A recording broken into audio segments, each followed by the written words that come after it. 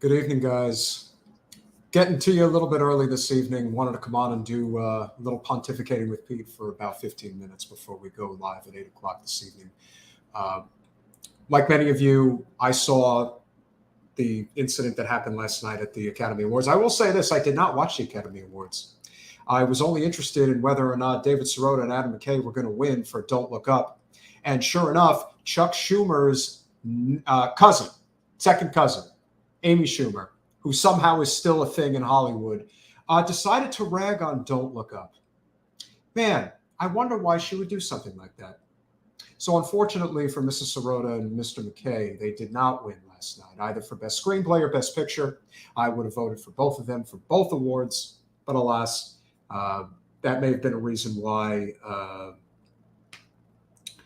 he may have, had seen a spike in the ratings. But there's also a belief that a spike in the ratings was due to a certain incident that took place in the last hour of the event, which to me is so unbelievably silly that this has become a major talking point. And the reason why I'm bringing it up is because a couple of reasons. The first one, of course, is whether or not you agree with Will Smith's actions. I personally do not. And although I come from where I come from, we handle our business with our fists if we need to. But in this instance, I think his reaction was probably a combination of a few things. I do not follow, Hollywood gossip or any of that stuff.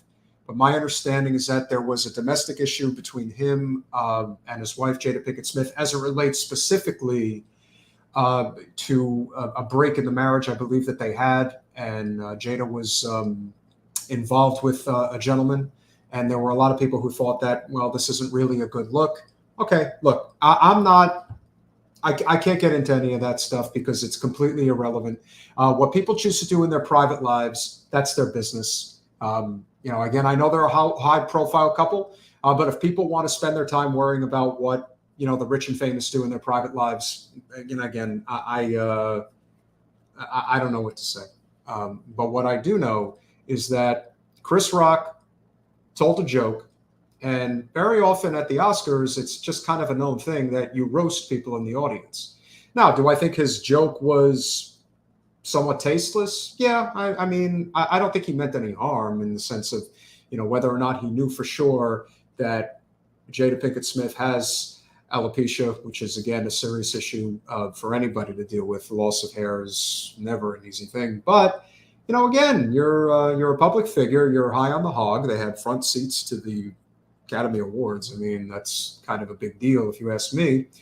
So he told an off-color joke, and initially, Will Smith thought it was funny, but Jada didn't.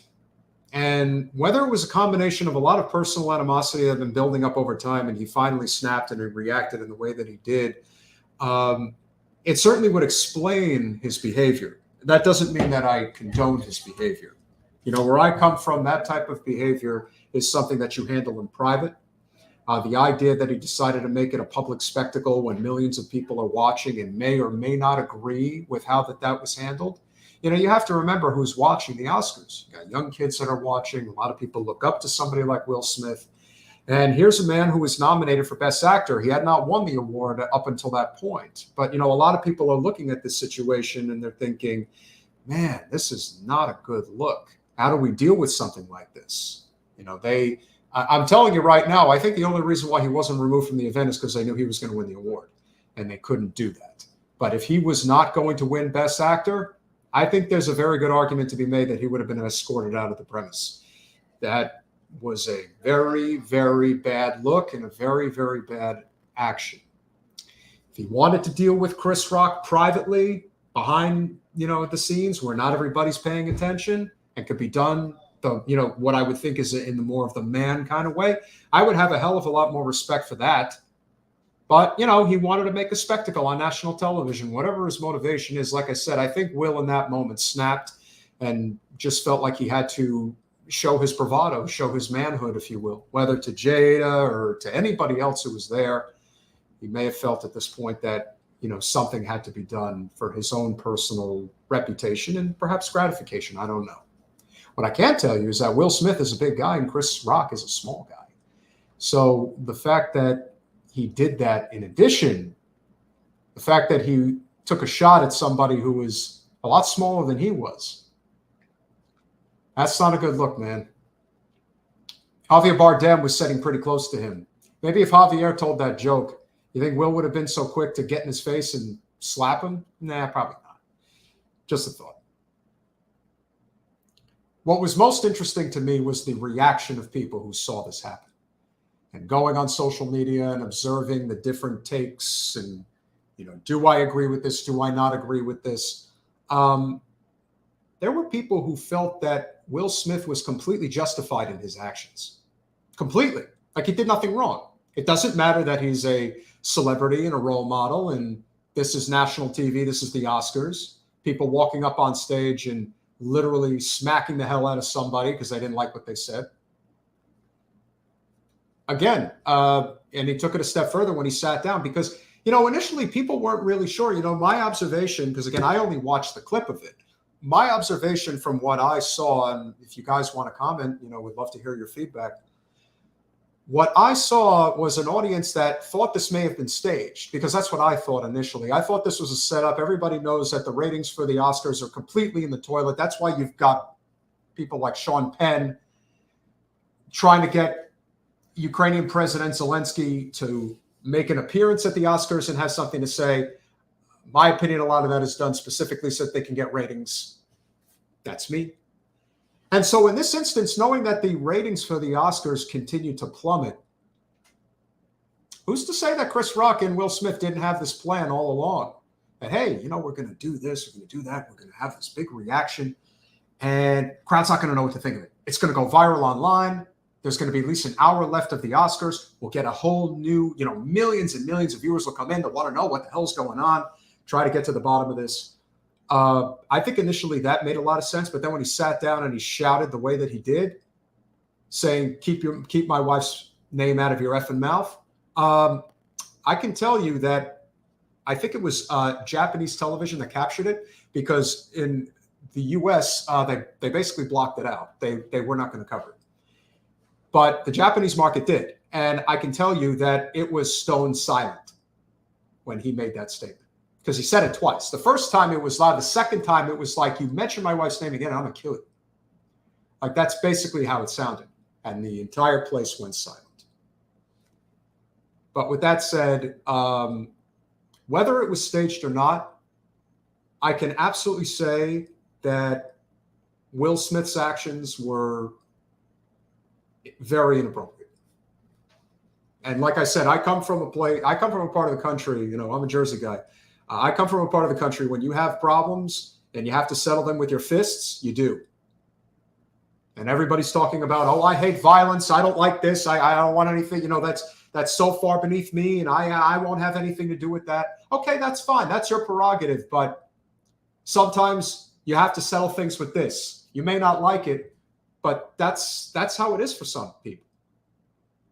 In this instance, though, you're going to do this in front of millions of people, and especially millions of children. It's not a good look. Now, I don't know what the repercussions normally would be in these circumstances, but all I can say and all I can hope is that this story dies within a day.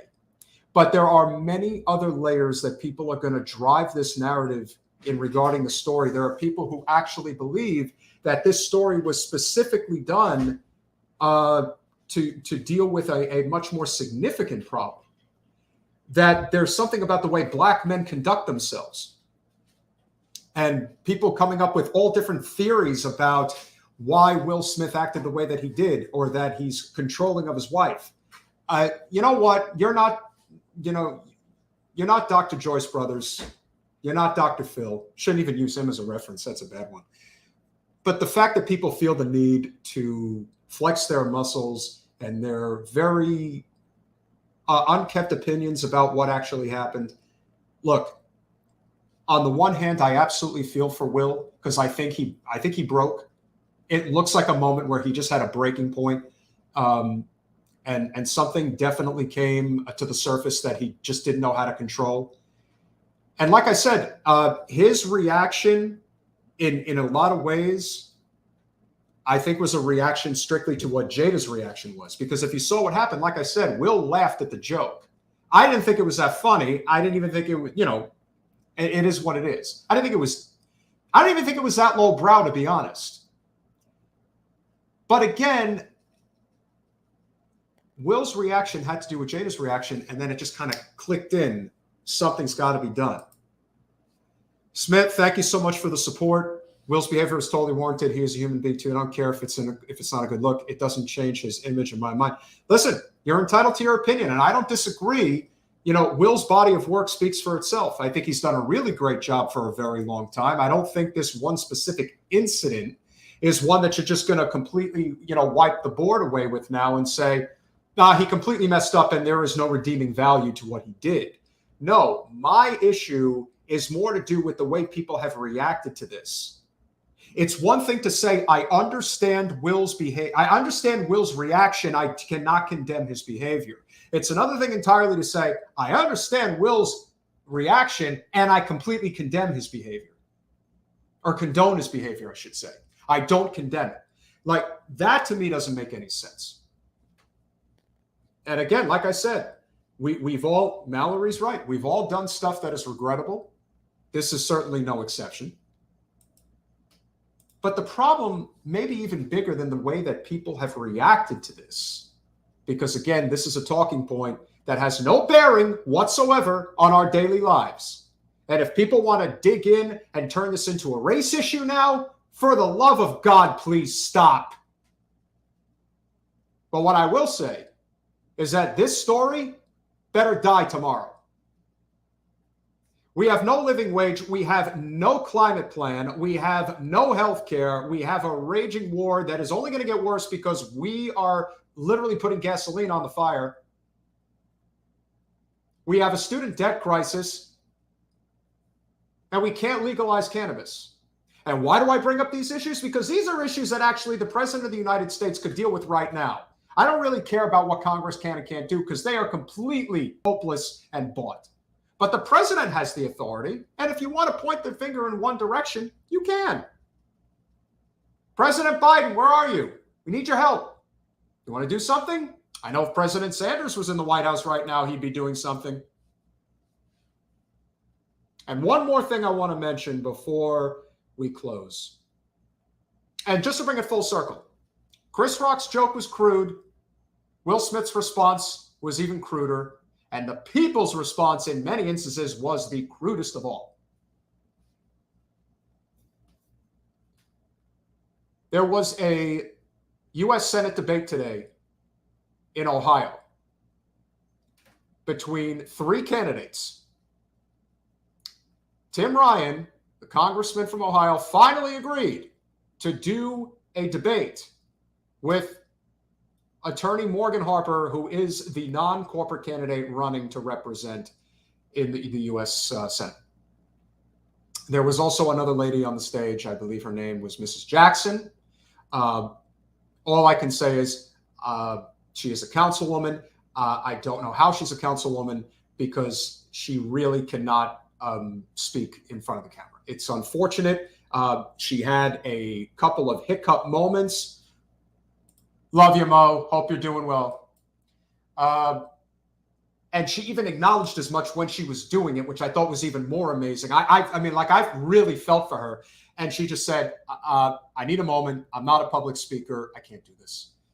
Okay, well, then this race is between two people.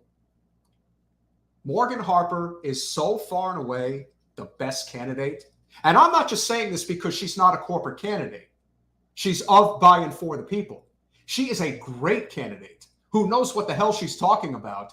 And she doesn't go below the belt when she calls out Representative Ryan. She does exactly what she needs to do, which is talk about the fact that he takes a boatload of corporate special interest money. He's been on Capitol Hill for 2 decades, and he has very little to show for it. And he's not good on consumer protection, among other things. And listen, maybe, just maybe, Tim Ryan's a decent guy. Okay, that's great. That doesn't mean he should be a United States Senator. And the fact that he dragged his feet for so long before he got on that stage, and the reason he got on that stage, I'm telling you right now, ladies and gentlemen, the reason he got on that stage has absolutely nothing to do with Morgan Harper chasing him down. It has everything to do with the GOP having a legitimate primary and having debates and everyone looking at the Democrats saying, why the hell are you not doing debates? This is an open race. Because the corporate machine is dying.